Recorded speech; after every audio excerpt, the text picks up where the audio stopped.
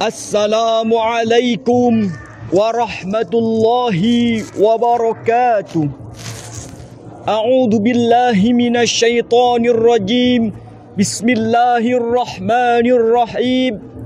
Alhamdulillahilladzi amarna ay yahtammalal fuqara'i wal masakin.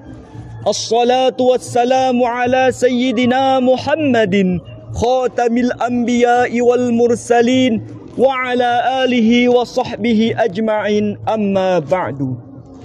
Dewan Hakim yang kami muliakan, hadirin sebangsa dan setanah air yang kami banggakan, di tengah kondisi ekonomi yang masih lemah ini, di mana kondisi masyarakat bawah semakin susah, resah, gelisah, nafas pun terengah-engah, dan tidak sedikit yang sudah mulai menyerah.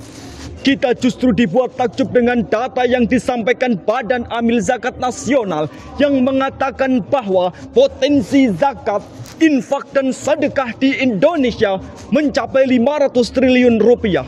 327 triliun dari potensi zakat, 187 triliun dari potensi wakaf. Potensi ini, hadirin, setara dengan 25% dari capaian APBN tahun 2024 di negeri tercinta kita, Indonesia, dengan nominal mencapai 1.932,4 triliun rupiah. Namun sayang, hadirin, potensi yang begitu luar biasa ini belum diimbangi oleh pengelolaan yang transparan, memberdayakan dan mensejahterakan. Kondisi ini diperparah lagi dengan adanya lembaga amil zakat dan filantropi yang terjerat kasus korupsi untuk memperkaya diri sendiri. Bayangkan, hadirin, PPATK mencatat lebih dari 176 lembaga zakat dan pemberdayaan umat justru melakukan penyelewengan dana sumbangan. Jika hal ini terus kita biarkan, maka kepercayaan masyarakat terhadap lembaga zakat akan semakin terdegradasi. Kemiskinan semakin menjadi-jadi, bahkan ancaman kekufuran semakin mendekati bangsa ini. Kadal fakru ayyakuna kufra. Na'udzubillahi min dzalik. Oleh karena itu, pengelolaan zakat produktif sebagai penguatan pemberdayaan umat menjadi tema pidato yang akan saya sampaikan pada kesempatan kali ini dengan landasan Al-Quran surat At-Taubah ayat 103. Khudh min amwalihim shadaqatan tutahhiruhum wa tuzakkihim biha wa shalli alaihim. Inna salataka sakanul lahum wallahu sami'un alim. Ambillah zakat dari sebagian harta mereka. Dengan zakat itu, kamu dapat mensucikan dan membersihkan jiwa mereka. Dan berdoalah untuk mereka. Sesungguhnya doamu itu dapat menenteramkan hati mereka. Dan Allah Maha mendengar lagi Maha mengetahui. Dewan Hakim yang mulia, hadirin yang berbahagia, asbabun nuzul ayat tadi berkenaan dengan permohonan Abu Lubabah beserta kedua sahabatnya yang mendatangi Rasulullah Sallallahu Alaihi Wasallam agar memohonkan ampunan serta dihapuskan segala dosa dan kesalahan dengan menyumbangkan harta mereka. Namun ketika itu Rasulullah menolaknya dan mengatakan, "Ma umirtu an akhudha min amwalikum syai'a."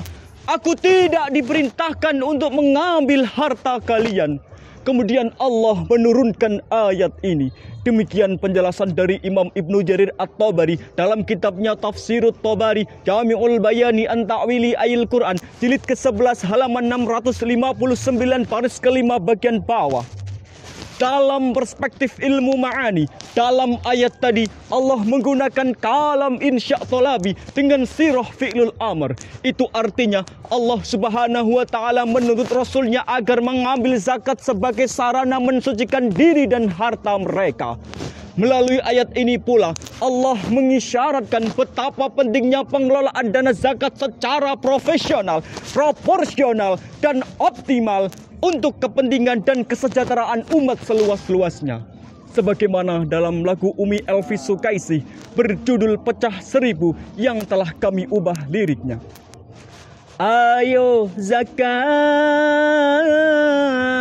Wakaf zakat, berwakaf, berzakat. Wakaf zakat, wakaf zakat. Ayo zakat. Zakat bersihkan harta dan juga jiwa. Yang gembira, jadi agnia.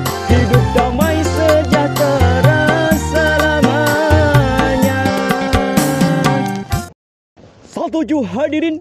Dengan demikian, zakat memiliki peran strategis dalam mengentaskan kemiskinan. Karena zakat merupakan rukun Islam yang merefleksikan rasa syukur dan tekad agar mensucikan manusia dari kemiskinan dan dosa dengan menyumbangkan sebagian harta kekayaannya melalui visi persaudaraan. Demikian ungkapan Yulizar Desenrego dalam buku Fikih Pemberdayaan halaman 181. Oleh karenanya hadirin, pengelolaan dana zakat jangan hanya berpusat pada bantuan yang bersifat sementara dan hanya memenuhi kebutuhan konsumtif semata. Penyaluran dana zakat harus mulai berorientasi pada zakat yang produktif dan memberdayakan sehingga mereka menjadi sejahtera dan berdaya. Demikian ungkapan Profesor Dr. Muhammad Yusuf Qaradawi dalam bukunya Spektrum Zakat telah membangun ekonomi kerakyatan halaman 55 pada bagian atas yang menjadi solusi tepat untuk mewujudkan generasi yang iman dan imunnya sehat, IQ-nya hebat, pendidikannya bertingkat-tingkat, dan kesejahteraannya pun meningkat. Sehingga menjadikan generasi bangsa Indonesia sebagai bangsa yang kuat, hebat, bermartabat, dan berdaulat. Sepakat? Kami akhiri syarahan ini dengan sebuah pantun. Kalimantan Selatan indah memikat. Mampir ke Bukit Kiram, jangan sampai lewat. Mari gemar berwakaf dan berzakat demi Indonesia menjadikan generasi bangsa yang kuat dan hebat. Wassalamualaikum warahmatullahi wabarakatuh.